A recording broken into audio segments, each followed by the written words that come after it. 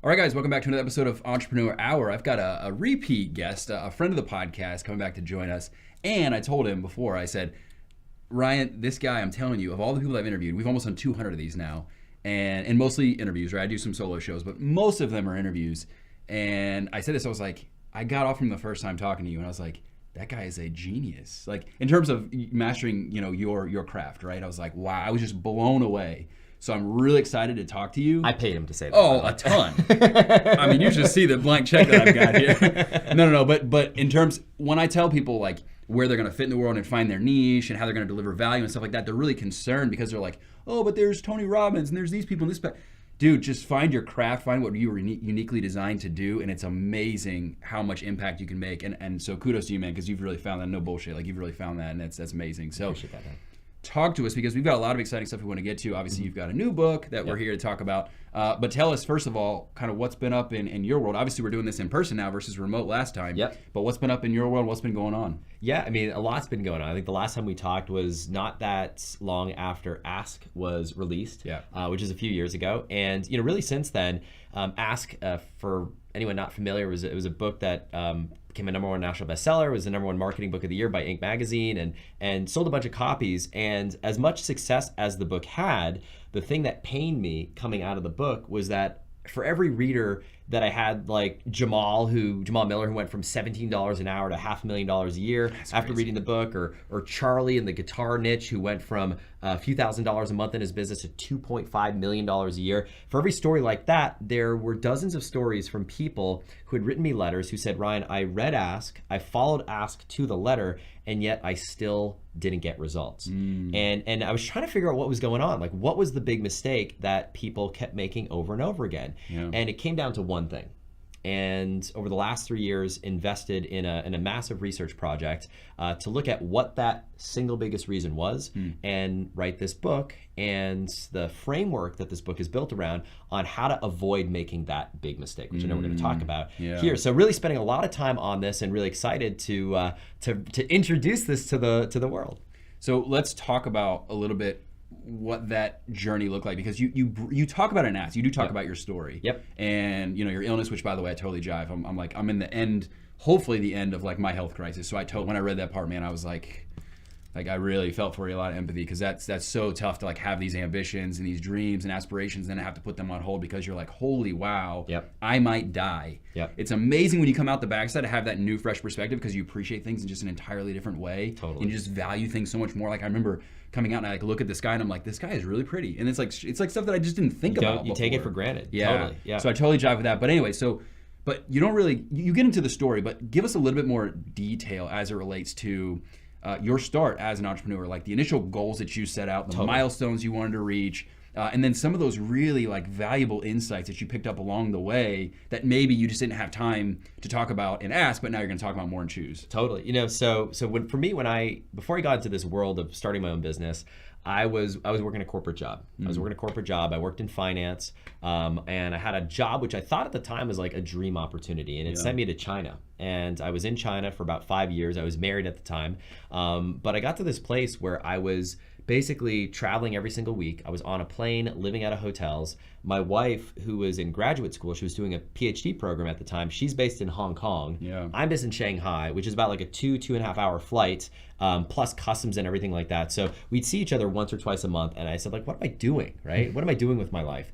And it was about that time that a friend of mine came to visit me in China, and he was telling me about how he was making money on the internet. And he was telling me about his business, and he was able to work from home and all this stuff. And I was like, whoa, this sounds a lot better than the gig that I have. And this was one of like it was a guy you went to school with, or what was the connection? It was someone that I but you really admired him. Yeah, right? Exactly. Yeah, someone that I had kind of not stayed in touch with really well. Okay. And he came to China and just looked me up because he knew I was in China. He said, I'm going to be there. I'm going on this trip. Let's connect while we're there. And we sat down, and he was telling me everything that he was doing. And then it led me to a book that many of us are familiar familiar with. And the book was a 4-Hour Workweek. And I downloaded the audiobook literally on a whim right before a trip to Malaysia, to Kota Kinabalu, Malaysia. And I downloaded this book right before we had to hop into the taxi. And on that trip, I remember I was like fixated. Yeah. I could not think of, it opened my mind to this whole world that I didn't even know existed. Right. And it just kind of led me down this path of starting to look at building an online business. And so when I first got started, my big dream was to make $10,000 a month. Like that was my dream. Like if I could make $10,000 a month, I was like, I can retire. Like who would ever want any more than that?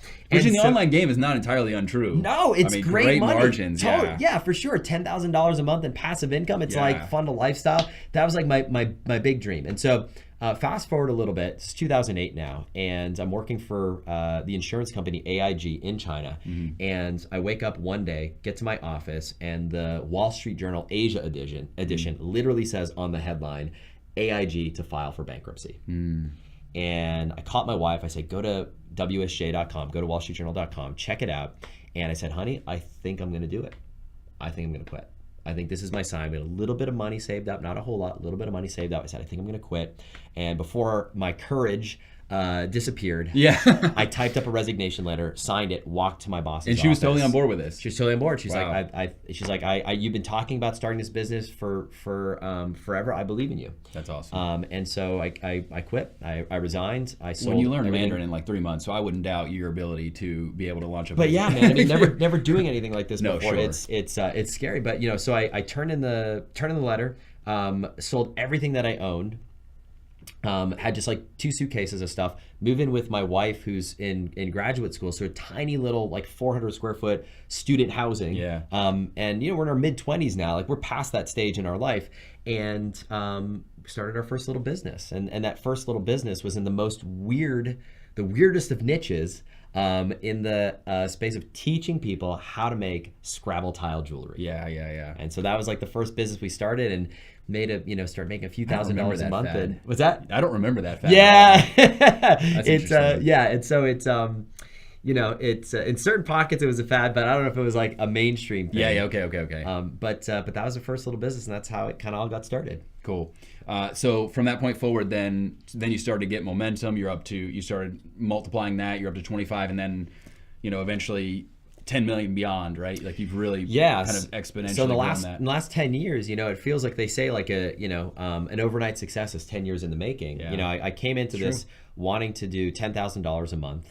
That first business, in case you're wondering, made a little bit of money for a time, and then failed. And we're not going to make Scrabble tiles after this. We're not doing Scrabble tiles after this. But it was one of the things that led to this book to choose. Is I share the lesson of what that first business taught me. And so from there, we went into 23 different markets. Wow. So we went to Scrabble tile jewelry, we went into orchid care, we went into memory improvement, 23 total markets. 10 years later, we landed on the Inc. 500 list, fastest growing companies in America. That's awesome. This past year, we just passed $10 million in combined revenue across all those businesses. And again, it just started with a dream. It started with a dream of, I want to make someday, I'd love to make $10,000 a month. So what were the biggest takeaways, like at each one? Like give me 3 takeaways. The starvation period, when you're figuring stuff out, when you started to merge and hit breakthrough, and then when you hit scale and you're like, oh my gosh, things are amazing. What were the major takeaways real quick that you just think off the top of your mind at each one of those phases? Yeah, so they're lessons that I do share in the book. And one of those lessons is, we get back to, so I alluded to it earlier, right? This is kind of an epiphany moment that I had along the way. And it's that when you're starting a business, so if you're at a place right now where you're dreaming of being your own boss, you want to start your own thing, maybe you've got a side hustle going, maybe you're just working a job right now, maybe you've got a business, you don't love that business, you want to start a new business, wherever you're at right now, one of the things I realize is that most of the conventional wisdom out there is all wrong, right? So one of the epiphanies I had is most of the conventional wisdom out there is all wrong because it's all focused on answering the question of what. What should you create? What should you sell? What should you build? Exactly. But that's where everybody starts. Everyone's focused there. But the reality is the question you want to be asking yourself is all about who. Yeah. Who should you serve? Who is your niche? Who is your market? And that's really what this book is all about. It's all about going through that process of figuring out what type of business to start through the lens of beginning with the right question. Yeah. And so, like, I look back at that first Scrabble tile jewelry business, and one of the things I share in the book is what we call the 5 market must-haves, right? So it's 5 things you want to be looking for in the market. And so in that early stage, what I realized was you don't want to be putting yourself into a fad market. So a market that just kind of trends up and down. And so many people get stuck in markets like this. And so the Scrabble tile jewelry was one that we made a little bit of money for a brief amount of time, and then the whole market crashed, right? So you're wondering, like, how Scrabble tile jewelry, like, where did that come from? At the time, my wife stumbled upon this fad, this like mini fad that was happening on a brand new website at the time, which is called Etsy. So Etsy.com, it's like eBay for handmade crafts. And she's trying to pitch me on this idea. She said, Ryan, we should sell Scrabble tile jewelry because we're in China. Yep. We can get a team of people, a factory to produce this stuff. The Scrabble tile jewelry is made with origami paper and Scrabble tile. She's like, we have all the origami paper in the world. We're in Asia, so we can build this. And I tell her, I said, honey, no, I don't want to tie ourselves to a factory in China. That's the whole reason why we're starting this business. We want to be able to travel and freedom. Exactly. And so we kill the idea. And then a few weeks later, she comes back to me and she says, remember that Scrabble tile jewelry thing? I want to tell you about it again. I said, honey, time out. I thought we talked about this already. Yeah. And she says, no. It's not about making the jewelry. It's about, there's this woman on Etsy, and she's not making the jewelry, she's teaching people how to make the jewelry. She has this PDF tutorial that walks you through how to create it. And take a look. This thing is selling for $30, and she's selling like 20 of them a day.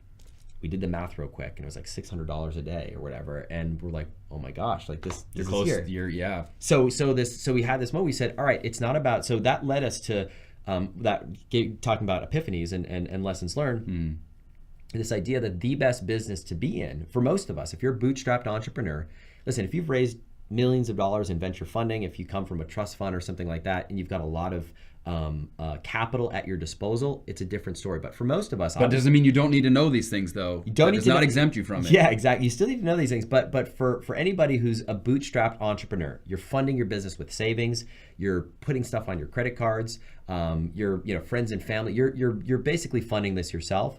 I realize that the best business to be in, more than anything else, is selling education and expertise. Instead of selling the Scrabble tile jewelry, teach people how to make it. Yeah. That's where the money is at. That's where the profit margins are at. And so I talk a lot about it in the book around how to decide what type of business to go into. But for us, this was the right choice. Yeah. And so that was the first lesson. Second lesson, early days that we learned, was the importance of that fad market. So we talked about that fad market. The Scrabble tile jewelry market became really, really big on Etsy. And then literally one day, it was like the market got saturated and it was over. Like everyone started creating the jewelry. Nobody was buying it anymore. When everyone stopped buying it, then everybody stopped buying the tutorials on how to make it, and it fell off a cliff. And literally, Chris, my wife and I had this moment where we looked at each other in our apartment in Shanghai. I now have no job, no income. The business stopped making money. We looked at each other, it was like, oh crap, like what the hell are we gonna do now? And we moved back to the US. She finished her PhD program. She got a job as a museum curator, making $36,000 a year. And we lived on that salary for our first year. And then we took the next business, which I took the lessons learned, from nothing to $25,000 a month in 18 months. Wow. And that's when she quit her job. She joined me full time. We now have 60 employees, $10 million a year, and took us about a decade to do it. So big time. That's kind of where we're at. Awesome, cool. And then was that just the 2 lessons? Or did you have a third? Those 2 lessons. Gosh, put me on the spot here. No, it's all good. Lessons. That's amazing lessons. If that's we'll get in some other lessons. We're gonna roll to it. Yeah, tie into all this. Yeah. All right. So you talked a lot about people's mistakes, right? And the number one biggest mistake, it sounds like, is they focus on the what, not the who. Right. Here's the problem with that is, again, conventional wisdom, the things you learned in school, the ways that we perceive the world to be growing up. Right. Being an entrepreneur is, in a lot of ways, totally different than what that entails to be successful. So is that the biggest mistake, or what other mistakes do you see people making early on that you address in Choose? I'll talk about 2, right? So on that decision of what who to serve, right? What market to go into, which is really the first question that you want to be thinking about. The first big mistake that people make is they go into a market that's either too big or too small. And I liken it to this, right? So there's a metaphor that I use in the book. I think that's really helpful. And it's this. It's when you start a business, it's kind of like putting a raft in the river, right? You put a raft in the river, and you can have the best raft, you can have the best equipment, you can have the best team, you can paddle like a crazy person 18 hours a day. But if you have put your raft in the water facing the wrong direction, you're not going to get to where you want to go. Similarly, if you put your raft in a river that is too small, that doesn't have enough water in it, you're not going to have the current propelling you forward. If you put your raft in a vast ocean, you're going to be swallowed up by waves. So you've got to find that hidden river, the river that is just right.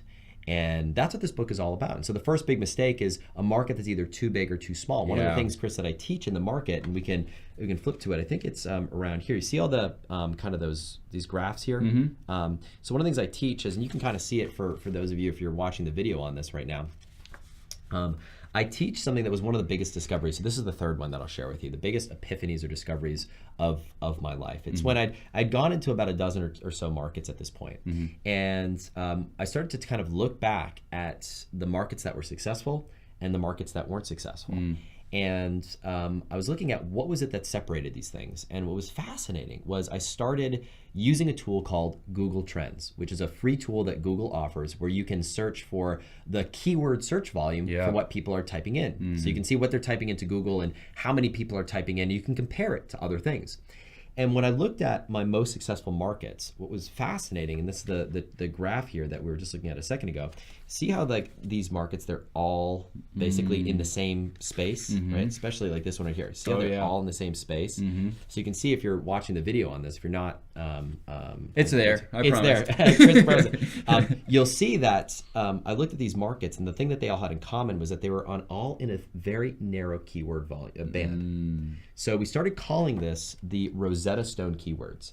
Keywords that represented the band through which you want to focus your market size. Interesting. And anytime I went into a new market, I made sure that it fell within that band. When I looked at my most successful students, I found that their markets all fell in that band.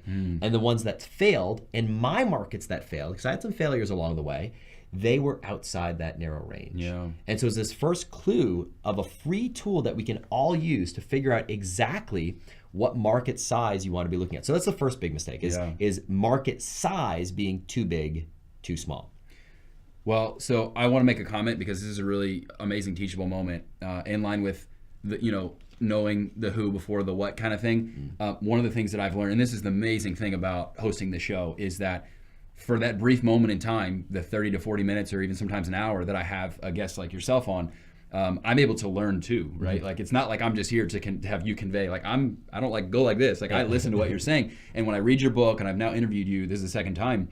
One of the biggest things that I've learned, like the overarching thing that I've learned as far as what you do, and maybe this is what you would deem as like one of your signature traits, is you're extremely analytical. Like you have a detective hat on, and it's like I want to know the why within the why. Like I want to really analyze this data before I just make a move.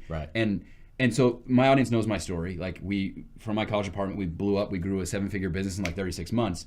But the problem is that to a large degree, I don't want to say it was luck, but man, we could have done so much more and missed so many of those like painful learning experiences, right? By just having that detective hat on, really doing some of these deep dive things versus just, I say this all the time, but being a good salesperson generating revenue doesn't mean you're actually growing a scalable, sustainable business. And I was a good salesperson, not a good business owner. Part of being a good business owner, a good entrepreneur, is doing this work right here. So I say that because I know there's a lot of people that listen, they're like me, they're like, yeah, we grow our revenues 10 times over. And it's like, I don't care. That just means you're a good salesperson. This is the work you do to build sustainability year over year and to build something that you can turn on Evergreen and just make that passive income for a long time. So this is a huge component of that. And I just wanted to highlight that point. Yeah, no, I think, for me, and I talk about a little bit about this story in the book, but for me, I was incredibly insecure for the reasons that you talked about. I had my first business that went from nothing to $25,000 a month in 18 months, and I was afraid it was a fluke. I took my next business to $500,000 a year, and I thought that was a fluke. And so I repeated the process 23 times.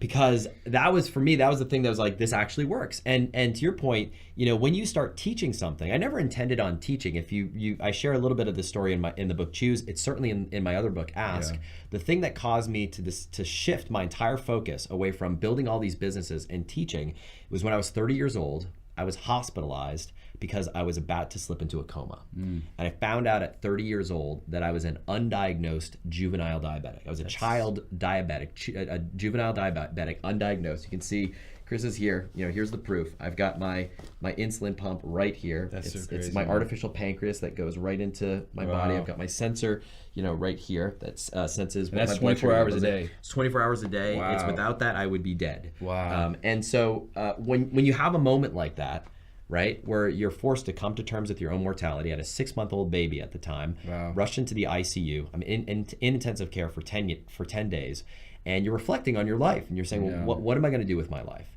And the thing for me that I knew I wanted to spend the rest of my life doing was teaching. I love teaching. And when you're forced to teach something that you've done, it forces a level of clarity. And like you have to, it's not just how did you come up with these 23 different markets? Well, you've got to build a framework around it that's repeatable that other people can use. So, Bingo. So anyway, so that's what we've got right here. But so there's two big mistakes. There's one more that I'd love to talk about if that's okay. No, go for it. So we talked about market being too big, too small. This is the other one. The other big mistake that I see people making is they decide to go into a business and they either have a market that has too much competition or too little competition. And I see it all the time. People are like, oh, I can't do this because someone else has already figured out this idea. Oh my gosh, every day. Right? Like that's a good thing. They just validated it for you. Exactly. And so what you're looking for, just like that market size sweet spot, that narrow band, you're looking for another narrow band of competition. Your blue ocean. Yeah. The way you're looking for this, so the tool that you use for your market size is Google Trends. The tool that you use for your competition is paid advertising online. What you're looking for is the right number of advertisers in your market. If you find a market that has too many advertisers, too much competition. Interesting. But if you have a market that has no competitors advertising, that's a bad thing. It doesn't mean you came up with some brilliant idea and you're the first person out of 8 billion people to have this idea. Here's what it means. It means somebody else tried it and they couldn't make it work. Exactly. It's the whole, you know, what you're looking, it's a phrase that one of my mentors taught me, and I'll share it with you. And this is a writer downer if you're listening to this right now. It's this: pioneers get shot, settlers get rich. So if you look at the most successful companies of our time, if you look at Google was not the first search engine. If you look at Facebook was not the first social media platform. If you look at Apple did not invent the MP3 player or the smartphone. They capitalized on something that a pioneer figured out, and they became the settler that got rich. That's what you're looking for. And here's the second piece to write down. What you're looking for is this: you're looking for a market where people are succeeding in spite of themselves. You're looking for a market, just like I found in that Scrabble tile jewelry market, where this woman was selling a PDF that wasn't very good. And we just said, if we could just build a better mousetrap, we are going to become the leader in the market. Interesting. So we bought her product. It wasn't very good. My wife then learned how to make the jewelry. We created a world-class tutorial, better photographs, better instructions, all the questions that people ran into along the way. We answered those questions, and instantly we became the best-selling product. So you're looking for competitors that are succeeding in spite of themselves. So two big mistakes: don't go into a market that's too big or too small. Use those Rosetta Stone keywords that you'll learn about in the book. And don't pick a market that has too little or too much competition. You want to be in that competitive sweet spot. That's great advice. All right, so we talked about how Choose ties into Ask. We already covered that. But I guess what was the reason why, you know, like you wrote Ask and it's done well. It's a #1, you know, national bestseller, what have you. So why in the world did you want to like re-exhibit and like tie these two together? Was it like feedback that you got based off of Ask, or like who did you write this for specifically, I guess? Yeah, so you know, there's two parts of that. So with Ask, and we may have touched on this a little bit, with Ask, I found that there were some people who had a ton of success and some people who struggled. And the people who struggled all came down to one big mistake, which was choosing bad markets. I look time and time again, it was choosing bad markets. And what I realized is that in Ask, I shared how I launched businesses successfully in 23 different markets, but what I never shared was how I chose those markets in the first place. So they're building the Ask funnel, but they're focused on the what, not the who. They're focused on the what, not the who. And it's sort of like we jumped right into algebra, right? So I didn't teach pre-algebra. And if you think back to, when we were all, kids and you're learning math in school, it's imagine you learn how to add and subtract before you learn how to multiply and divide. Yep. And it jumped right to multiplication and division. And so choose is for anybody who's ever thought about starting a business, want to be your own boss. You want to start your own thing. Maybe you've got a business right now that you'd like to take in a different direction, but you're not sure where to take it. Maybe you'd like to launch an extension of that business. It's even for someone, if you're at that stage in your life that many of us have been in, where you're just still trying to figure out what you want to be and who you want to be and what you want to do when you grow up. Well, even if you've had success and you're a more established, I like to say I'm a more established, mature entrepreneur. That's the only time I'd refer to myself as being mature in anything, by the way. My wife would agree with that statement. But even as a more established, mature entrepreneur, like I going back and reading Ask, there's still things that you never, there's always things you can improve on. There's always things you can learn that you didn't know previously. So I would even go so far as to say, like, look, sometimes going back to the basics and reading things that I think I already know, I've overlooked or I've forgotten it along the way. Totally. Right? I've taken it for granted. It's like, oh yeah, duh, I need to focus on my who, or I need to focus on, you know what I mean? And like those things, those reminders, and that's been the really beneficial thing, talking about teaching. Mm-hmm. Teaching it, you relearn it in an entirely new way, because sometimes I'm like, how did I scale that company, Totally. 1,000% from year one to year two, from $50,000 to $500,000? Like what did I do? How do I make the connections and the sales that I make? Like, what are the steps that I go through? Because I think, and Russell Brunson talks about like our superpower that we just take for granted because we don't know that it's a superpower. It's unconscious competence. Right, exactly. So I think, despite the fact that even if you are a little bit more, this is definitely if you're starting out 100% you need this book, but I would say even if you're more established, you're like, oh, I'm there. No. Go back and read this, because I do think that you're going to remember some things that are going to be vital to you to keep continuing to move forward and building on what you've been doing. There's one part in the book, I think, for anybody, for both, if you're just getting started or you have a business, that's really, I think, particularly relevant. And it's a place in the book where we have this assessment. And it's an assessment that you can take to identify, for example, right now, if you're trying to figure out what type of business to start, it answers that question. Yeah. It also answers the question if you're not in love with your business right now, to help identify why there might be something that's a mismatch between your personality, between your lifestyle goals, between your current skills. And so this assessment helps identify with what we call what's your entrepreneur type. There are 4 types of entrepreneurs, which you learn about. It also helps identify what type of product you should sell based on your personality. So whether you're more introverted, more extroverted, because at the end of the day, you want to build a business that you love. Now, the assessment is in the book. We also have it free online. Do you mind if I share the link to the? Please do. So you can take it. You don't even have to buy the book. You can just take the assessment for free online. You can do it very simply. It's choosequiz.com.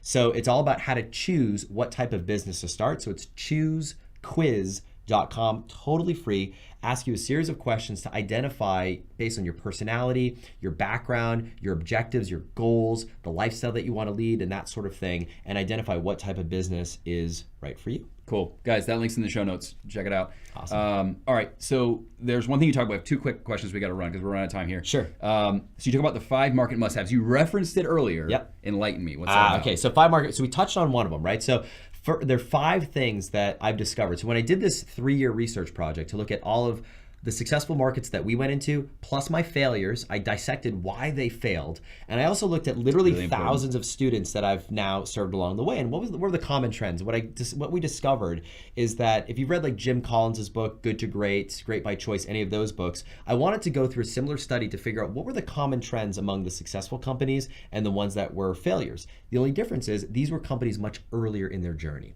What I found was 5 things, 5 market must-haves. So the first one is what we call an evergreen market. So an evergreen market is, as opposed to a fad market, is a market that was relevant 10 years ago. It's going to be relevant 10 years from now. So on the back of the Scrabble tile jewelry market, I realized that was a bad idea. And so I looked for what was the longest lasting hobby in America. And the longest lasting hobby in America, it's been the #1 hobby in America forever, is gardening. There are like 200 million Americans that consider gardening one of their hobbies. And so I looked in the gardening market to find a niche using the process I outlined in Choose that represented opportunity online. And I stumbled upon the orchid care niche. So orchids as in the flower. And so orchids is an example of an evergreen market. Orchids were around 100 years ago. They're going to be around 100 years from now. Orchids were around 10 million years ago, right? So orchids aren't going anywhere. So that is an example of an evergreen market. That's the first market must have. Second market must have is what we call an enthusiast market. So there's some markets out there that are evergreen but not enthusiast. So an enthusiast market is a market where you can sell more than one thing to the same customer. Love it. It's a market in which people are passionate about over a period of time. So dog owners is the classic example, right? So when someone gets a dog, it's likely that they are a dog owner or enthusiast for years, right? They get a puppy, you teach the puppy how to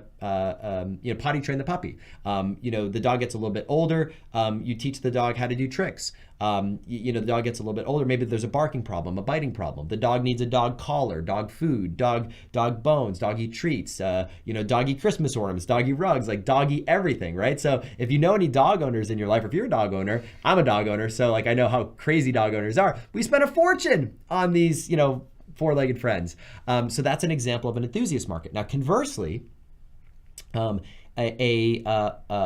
other type of market that you want to avoid is what's called a problem solution market.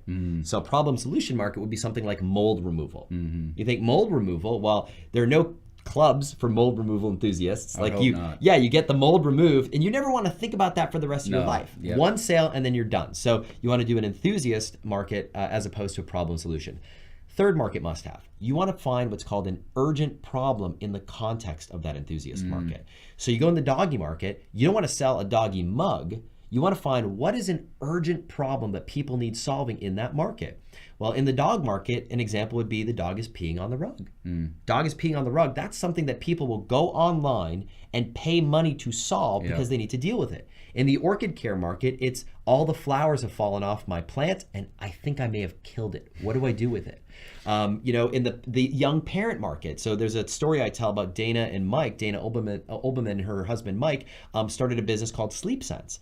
They help parents with young infants help their kiddos sleep through the night. If you've got young kids or you've had young kids at any time in your life, you know how it can kill your marriage, your relationship in your family if no one's getting any sleep. So that's an urgent problem that people will spend money to solve. So that's the third thing. Fourth thing is you're looking for future problems. It's not enough to just have an urgent problem that you can solve right away. You want other things that they can solve. So the dog example, right? You teach someone how to get their dog to be potty trained. Well, the next thing they want to know is how to get the dog to stop barking or stop biting or to do tricks or to walk comfortably, right? There are a number of future problems you want to look for.